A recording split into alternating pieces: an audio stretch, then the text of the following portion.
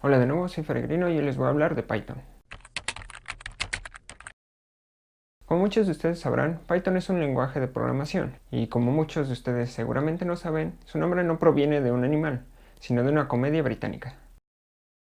Python fue publicado en 1991 por un solo desarrollador llamado Guido van Rossum. Inicialmente fue creado como un lenguaje de scripting, un lenguaje bastante básico. Sin embargo, en la actualidad se ha logrado infiltrar en muchos lugares, incluyendo el desarrollo web y la ciencia de datos, y ramas afines como Machine Learning o inteligencia artificial. La filosofía detrás de Python podría definirse en un documento llamado el Zen de Python, que fue publicado en 1999, sí, 8 años después de la publicación del lenguaje. Pueden consultar el documento completo en un enlace que les voy a dejar en la descripción. Sin embargo, les voy a hablar de algunos de estos principios filosóficos de Python. Tenemos uno que dice que hermoso es mejor que feo, otro que dice que explícito es mejor que implícito, aunque dice que simple es mejor que complejo, y también nos dice que debe haber una, y preferentemente solo una, forma obvia de hacer una cosa. Y por último hay este que dice que si la implementación es difícil de explicar, es una mala idea. Lo cierto es que mientras que estos principios suenan bastante bonitos, a final de cuentas el software termina siempre siendo escrito por humanos. Y bueno, los humanos cometemos errores, ya que por ejemplo puedes encontrar que en Python hay muchas maneras de realizar una misma tarea. Pero bueno, dejando eso de lado, les voy a hablar de algunas de las características de Python. La primera característica es que es dinámicamente tipado, es decir, puedes hacer algo como esto. Como puedes ver, no es necesario especificar el tipo de dato de una variable antes de instanciarla. Y no existe un compilador, ya que el lenguaje es interpretado, que esté comprobando esto antes de que el programa se ejecute. También permite algo como esto, es decir, cambiar por completo el tipo de dato de una variable sin que nadie diga nada. Y créeme, esto puede ser motivo de muchas confusiones, pero una vez que te acostumbras puede llegar a ser una herramienta muy útil. Sin embargo, a pesar de ser dinámico, también es considerado fuertemente tipado. Y cabe recalcar que se puede dar esta combinación, que un lenguaje sea dinámico y fuertemente tipado a la vez. Es considerado fuertemente tipado ya que el lenguaje define una serie de reglas a partir de las cuales los elementos, es decir, los tipos de datos, se pueden mezclar entre sí. Y romper estas reglas generaría un error en el momento de la ejecución. Toma por ejemplo el siguiente código. Por increíble que parezca esto, que en otros lenguajes sería una simple concatenación, en Python los tipos de dato int y string no se pueden combinar de esta manera. Si quieres concatenar las cadenas, tendrías que primero convertir el entero a cadena del siguiente modo. Otra de las características muy peculiares de Python es su sintaxis, y es que no existen ni los corchetes ni los puntos y coma, tan famosos en el mundo de la programación, sino que los bloques de código se definen utilizando indentaciones. Y dejemos de lado el debate de las tabs contra los espacios. En Python puedes utilizar tabs o espacios. Lo importante es que seas consistente, es decir, que si usas tabs, utilices tab en todo tu archivo, y si utilizas espacios, utilices espacios en todo tu archivo. Tomo por ejemplo el siguiente código. Este es un bloque if, y como puedes ver no existen llaves y no existen puntos y coma. El if es bastante sencillo y el contenido del bloque if se define por la indentación que tiene. O bueno, vamos a ver un código un poco más elaborado.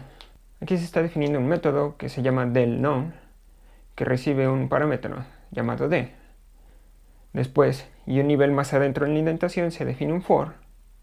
Dentro de ese for se define un if, y dentro de ese if se define la acción. Como puedes ver, todo se resuelve mediante indentaciones.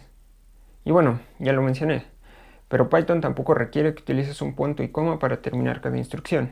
La idea es que exista una instrucción por cada línea. Como pudiste ver en los dos códigos anteriores, Python también es un lenguaje de alto nivel. Y si volvemos a ver el código te darás cuenta de por qué. La idea es abstraer, y a cierto modo esconder la mayor cantidad de detalles de la implementación. Python es un lenguaje de alto nivel que en ocasiones es bastante sencillo leer, y a mi parecer en muchos casos es como si estuvieras leyendo un programa directamente escrito en inglés. Otra de las características de Python es que es un lenguaje de programación multiparadigma.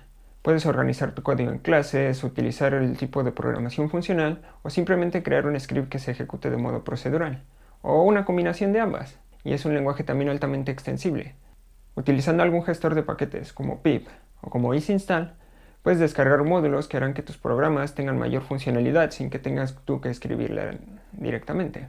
Y bueno, ya por último, y este me parece que es también parte del gran éxito de Python, es que cuenta con una consola interactiva, desde la cual puedes ejecutar programas de manera sencilla y bastante rápida. No tienes que pasar por todo el proceso de compilación o de preparar un proyecto para que se ejecute. Simplemente abres esta consola interactiva, o REPL, y ejecutas tu programa. Y sin olvidar que es multiplataforma y que no está ligado fuertemente a ningún sistema operativo ni a ningún entorno de desarrollo. Pero bueno, en Python no todo es miel sobre hojuelas. También se considera que tiene algunas desventajas, como por ejemplo hay mucha gente que opina que es lento por la forma en la que está implementado. También toma en cuenta que a pesar de ser muy usado, hay áreas en las que no tiene mucho impacto, como por ejemplo en el desarrollo para móviles. Otra de sus desventajas proviene de una combinación entre las bondades del lenguaje y la experiencia del programador. Y es que Python, al ser un lenguaje tan flexible, te permite escribir código que si bien funciona, puede no estar completamente optimizado, y en dados casos podría llegar a desperdiciar mucha memoria. Y bueno, ya por último, también podría decir que Python tiene la desventaja de hacer que otros lenguajes de programación se vuelvan un poco difíciles de aprender, ya que, de nuevo, Python tiene bastante flexibilidad y te permite hacer cosas que en otros lenguajes definitivamente no podrías hacer. Esto con práctica creo que se puede curar.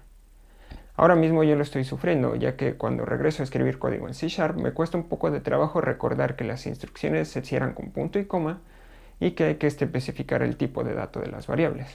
Definitivamente te invito a aprender Python si te quieres meter al desarrollo web o si te interesa alguna de estas áreas nuevas como Machine Learning, inteligencia artificial o ciencia de datos.